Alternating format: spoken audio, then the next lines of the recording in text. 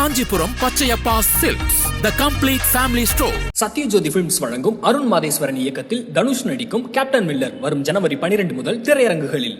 ஒரு artificial technology சம்பந்தப்பட்ட ஒரு கம்பெனியோட சிஇஓ தான் இப்போ நான் சொல்ல போற அந்த குழந்தையை கொன்ன கொலையாளியான சுசானா சேத்.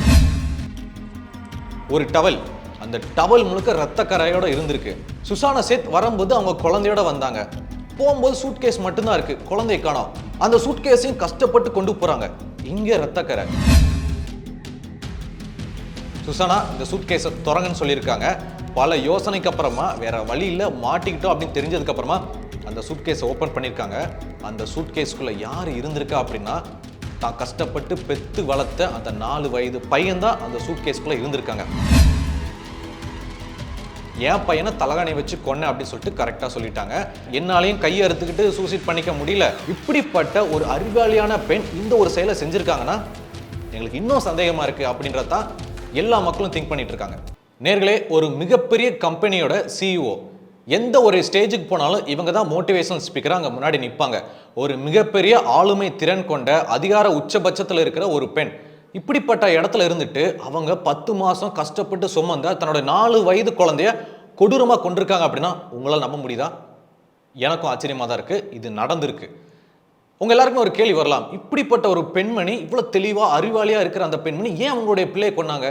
என்ன காரணம்? இதுக்கு பின்னாடி வேற எதனா சதி இருக்கா அப்படின்னு சொல்லிட்டு உங்க எல்லாரும் மனசுலையும் ஒரு கேள்வி எழலாம். அந்த எல்லா கேள்விக்குமான விடை இந்த நிகழ்ச்சியில் உங்களுக்கு கிடைக்கும்.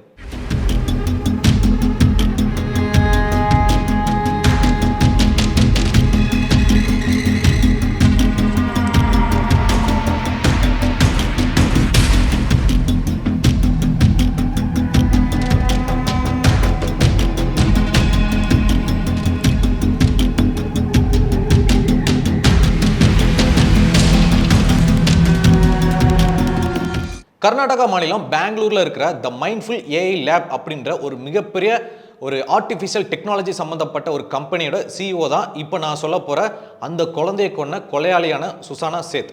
ஸோ இவங்க கடந்த 6ஆம் தேதி கோவாவில் இருக்கிற காண்டோலிம் அப்படின்ற ஒரு பீச்சுக்கு ஒரு சர்வீஸ் அப்பார்ட்மெண்ட்டுக்கு அந்த ரெசார்ட்ஸ்க்கு வந்து ரூம் எடுத்து தங்க போறாங்க. தன்னுடைய 4 வயது பையன் கூட அங்கே போயிட்டு ஸ்டே பண்ணியிருக்காங்க. 2 நாளைக்கு அப்புறமா சரிங்க நாங்கள் இந்த மாதிரி செக் அவுட் பண்ணுறோம், நான் பெங்களூர் வரைக்கும் போனோம், எனக்கு வந்து ஒரு கேப் அரேஞ்ச் பண்ணி கொடுங்க அப்படின்னு சொல்லிட்டு அந்த ரெசார்ட்ஸில் இருக்கிற ஊழியர்கள்கிட்ட கேட்டிருக்காங்க. சரி நம்ம கெஸ்ட்டு கேட்டிருக்காங்க, பெங்களூர் வரைக்கும் போனமேன்னு சொல்லிட்டு ஒரு கேபையும் அரேஞ்ச் பண்ணி கொடுத்துட்டாங்க. சுசானா சேத் அவங்களுடைய ரூம்ல இருந்து செக் அவுட் பண்ணிட்டு கிளம்பி வரும்போது அந்த ரூம்ல இருந்து காரு போகிற வரைக்கும் எல்லா திங்ஸையும் எடுத்தவங்க ஒரே ஒரு சூட்கேஸை மட்டும் கஷ்டப்பட்டு இழுத்து கொண்டு வந்து காரில் ஏறி கிளம்பிட்டாங்க. ஓகே, கெஸ்ட்டு செக் அவுட் ஆகிட்டு போயிட்டாங்க. அந்த ரூமை க்ளீன் பண்ணணும்ல.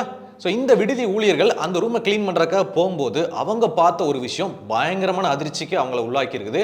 அது என்னன்னா, ஒரு டவல், அந்த டவல் முழுக்க ரத்த கரையோட இருந்திருக்கு. இதை பார்த்து அதிர்ச்சியான அவங்க நிறைய விஷயத்த மைண்டுக்குள்ளே கால்குலேட் பண்ணுறாங்க. சுசானா சேத் வரும்போது அவங்க குழந்தையோட வந்தாங்க. போகும்போது சூட்கேஸ் மட்டும்தான் இருக்கு, குழந்தையை காணோம். அந்த சூட்கேஸையும் கஷ்டப்பட்டு கொண்டு போகிறாங்க. இங்கே ரத்தக்கரை, ஏதோ தப்பா இருக்குன்னு சொல்லிட்டு அந்த சுசானாவுக்கு விடுதி ஊழியர்கள், அந்த ரெசார்ட்ஸ் ஊழியர்கள் கால் பண்ணியிருக்கிறாங்க. ஆனால் பல தடவை கால் பண்ணி சுசானா அவங்க கால் எடுக்கவே இல்லை.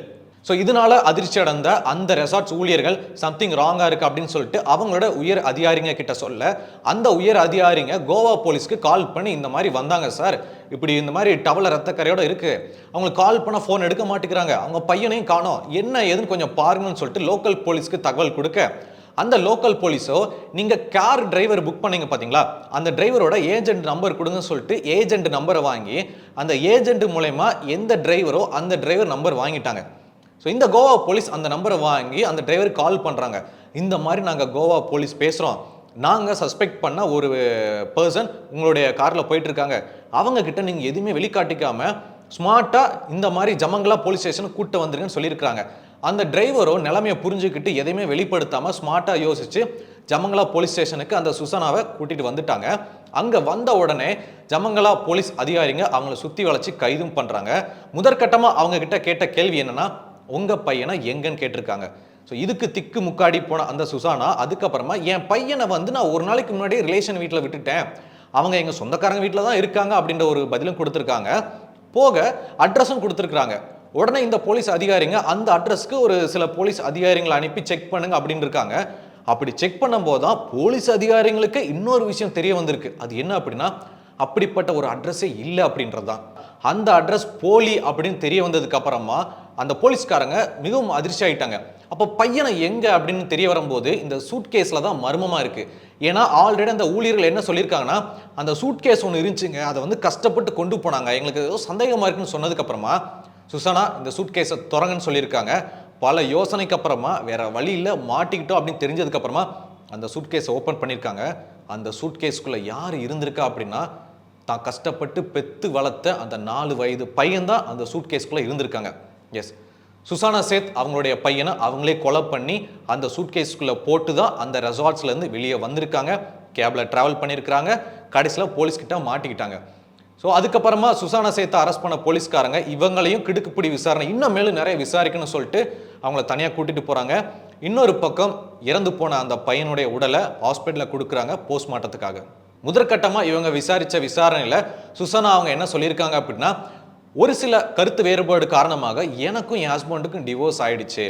ஆனால் அதுக்கப்புறமாவும் என் ஹஸ்பண்ட் என் குழந்தைய வந்து பார்க்கறது, என் குழந்தைய வெளியில் கூட்டிகிட்டு போகிறது, இந்த மாதிரி நிறைய விஷயங்கள் பண்ணிட்டு இருந்தாங்க. எனக்கு இது சுத்தமாக பிடிக்கல. எனக்கு ஒரு ப்ரைவசி வேணும். என் கணவரை நான் விவாகரத்து பண்ணிட்டேன். இருந்தாலும் எப்படி என் குழந்தைய வந்து பார்க்கலாம்? இதுக்கு ஒரு முடிவு கட்டணும்னு நினச்சேன்னா என் குழந்தைய கொல்ல திட்டம் போட்டேன். ஸோ அதுக்காக தான் நான் இங்கே கோவா வந்தேன். அங்கே என்ன நடந்துச்சு அப்படின்றத மேற்கொண்டு சுசானா அவர்கள் இப்படி சொல்கிறாங்க. நான் இந்த மாதிரி என் பையனை கொன்னுட்டேன், என்னாலையும் கையை அறுத்துக்கிட்டு சூசைட் பண்ணிக்க முடியல, அதனால நான் கிளம்பலான்னு முடிவு பண்ணதுக்கு அப்புறம் தான் அந்த விடுதி ஊழியர்கள்கிட்ட எனக்கு ஒரு கேப் ரெடி பண்ணுங்கன்னு கேட்டேன். அந்த விடுதி ஊழியர்கள் ரூமில் பார்த்தாங்க, பார்த்தீங்களா அந்த ரத்தக்கரையோட டவல், அது வந்து என்னோட ரத்தம், இதில் தான் நான் மாட்டிக்கிட்டேன் அப்படின்ற ஒரு விஷயத்தையும் சொல்லியிருக்கிறாங்க. ஸோ இதுக்கப்புறமா அந்த போலீஸ் அவங்கள கைது பண்ணி அவங்கள வந்து இப்போ மேலும் விசாரிச்சுட்டு இருக்காங்க. எந்த மாதிரி கோணத்தில் விசாரிக்காங்கன்னா, இது உண்மையிலே தன்னுடைய ஹஸ்பண்ட் குழந்தைய பார்க்க வந்ததுனால விரக்தி அடைஞ்சு குழந்தைய கொண்டுட்டாங்களா, இல்லை வேற எதுனா காரணங்கள் இருக்கா, இவங்க வந்து ஒரு உயர் அதிகாரி உயர் இடத்துல இருக்கிறாங்க, ஒரு பெரிய நிறுவனத்தோட சிஇஓ, நிறைய பெண்களுக்கு ரோல் மாடலாக இருக்கிறாங்க, அப்போ வேற எதுனா இல்லீகல் அஃபேர் இருக்கா, அவங்களுக்காக தான் குழந்தைய கொலை பண்ணாங்களா அப்படின்னு சொல்லிட்டு ஒரு பல கட்டமாக போலீஸ் அவங்க வந்து விசாரிச்சுட்டு வர்றாங்க. இந்த விசாரணைலாம் ஒரு பக்கம் நடந்துட்டு இருக்கும்போது இறந்து போன அந்த பையனுடைய பாடியை டாக்டர் அவங்க போஸ்ட்மார்ட்டம் பண்ணும்போது அவங்க என்ன சொல்லியிருக்காங்கன்னா, அந்த பையன் இறந்து கிட்டத்தட்ட 36 மணி நேரம் ஆச்சு. அது மட்டும் இல்லாமல் அவன் கொலை செய்யப்படும் போது ஸ்ட்ரகிள் மார்க் எதுவுமே இல்லை. அதாவது ஸ்ட்ரகிள் மார்க் அப்படின்றது தன்னை ஒருத்தவங்க கொலை பண்ண வராங்கன்னா தடுக்கிறதுக்கு நம்ம அப்படி இப்படி எதனா பண்ணுவோம் பார்த்தீங்களா, அப்போ கையிலேயோ எங்கேயோ அடிப்படும், கொஞ்சம் காயம் இருக்கும், அந்த மாதிரி மார்க் எதுவுமே இல்லை. ஸோ இதை வச்சு நாங்கள் எப்படி கெஸ் பண்ணியிருக்கோம் அப்படின்னா, ஒன்று ஒரு பெரிய போர்வையை வச்சு இல்லை ஒரு பெரிய தலானையை வச்சு தான் கொண்டிருக்கணும் அப்படின்னு போஸ்ட்மார்ட்டம் ரிப்போர்ட்டில் டாக்டர் தெளிவாக கொடுத்துட்டாங்க. அதுக்கு ஏற்ற மாதிரி சுசானா அவங்களும் என் பையனை தலகாணி வச்சு கொன்னேன் அப்படின்னு சொல்லிட்டு கரெக்டாக சொல்லிட்டாங்க. ஸோ இந்த ஒரு பெரிய சம்பவம் இந்தியா முழுக்க பரபரப்பாக பேசப்பட்டுட்டு வருது. கஷ்டப்பட்டு 10 மாதம் சுமந்து பெற்ற ஒரு பிள்ளைய புருஷன் பார்க்க வர்றான் அப்படின்ற காரணத்துக்கு ஒரு பொண்ணு கொண்டிருக்காங்களே. மனநலம் பாதித்த பொண்ணாக இருந்தால் சரி, ஓகே, ஏதோ நடந்து போச்சு சொல்லலாம். ஒரு தெளிவான பொண்ணு, மிகப்பெரிய கம்பெனியோட சிஇஓ, பல கோடி பெண்களுக்கு ஒரு ரோல் மாடலாக இருக்கிறாங்க. எவ்வளவோ தாய்மார்கள் எப்பா இந்த மாதிரி பொண்ணை தான் பெற்றுக்கணும்னு சொல்லிட்டு இருக்காங்க.